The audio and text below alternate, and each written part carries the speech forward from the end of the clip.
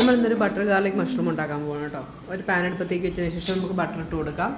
Butter എന്ന് പറയുമ്പം കുറച്ചധികം വേണം കേട്ടോ. ബട്ടർ ഗാർലിക് മഷ്റൂം അല്ല, ഇപ്പം ബട്ടറും ഗാർലിക്കും കുറച്ചധികം ക്വാണ്ടിറ്റി വേണം. ഒരു അഞ്ച് ക്യൂബ്സാണ് ഞാൻ കട്ട് ചെയ്തിട്ടേക്കുന്നത് കേട്ടോ. അതൊന്ന് നന്നായിട്ടൊന്ന് മെൽറ്റായിട്ട് വരുമ്പോഴത്തേക്ക് നമുക്കതിനകത്തേക്ക് രണ്ട് സവാള ചെറുതായിട്ട് ചോപ്പ് ചെയ്തതാണ് അത് ഇട്ട് കൊടുക്കാം. അത് ജസ്റ്റ് ഒന്ന് വഴന്ന് വരുമ്പോഴത്തേക്ക് ഒരുപാട് ബ്രൗൺ കളറൊന്നും ആവണ്ട.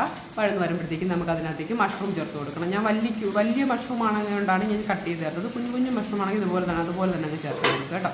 അത് നന്നായിട്ടൊന്ന് വഴന്ന് വരുമ്പോഴത്തേക്ക് നമ്മൾ അതിനകത്തേക്ക് ഇട്ട് കൊടുക്കാൻ പോകുന്നുണ്ട് വെച്ചാൽ ഗാർലിക്കാണ് കേട്ടോ. ഗാർലിക്ക് നമ്മൾ കുറച്ചധികം ഒരു 10 ഗാർലിക്കോളം വരെ അത് ചെറുതായിട്ട് ചോപ്പ് ചെയ്തതാണ്. അത് വിട്ട് നന്നായിട്ട് നമ്മൾ ആ ബട്ടറായിട്ട് നന്നായിട്ടൊന്ന് സോട്ട് ചെയ്തതിന് ശേഷം അതിനകത്തേക്ക് ആവശ്യത്തിന് ഉപ്പും കുരുമുളക് പൊടി ഇത് 2 ഇൻഗ്രീഡിയൻറ്റ് മാത്രമേ അതിനകത്ത് ചേർക്കുന്നുള്ളൂ. അത് നന്നായിട്ട് വഴറ്റിയതിന് ശേഷം നമുക്ക് അടച്ച് വെച്ച് ഒന്ന് വേവിച്ചെടുക്കാം. അപ്പോഴത്തേക്കും നമ്മുടെ ബട്ടർ ഗാർലിക് മഷ്റൂം റെഡിയാവും. ഞാൻ യൂട്യൂബ് കണ്ട് ചെയ്തതാണ് കേട്ടോ. പക്ഷേ അട്ടർ ഫ്ലോപ്പായിരുന്നു, ഞങ്ങൾക്ക് അതിന് ഇഷ്ടപ്പെട്ടതേ ഇല്ല. പിന്നെ ഞാൻ കുറച്ച് എക്സ്ട്രാ ഇൻഗ്രീഡിയൻറ്റ് ചേർത്ത്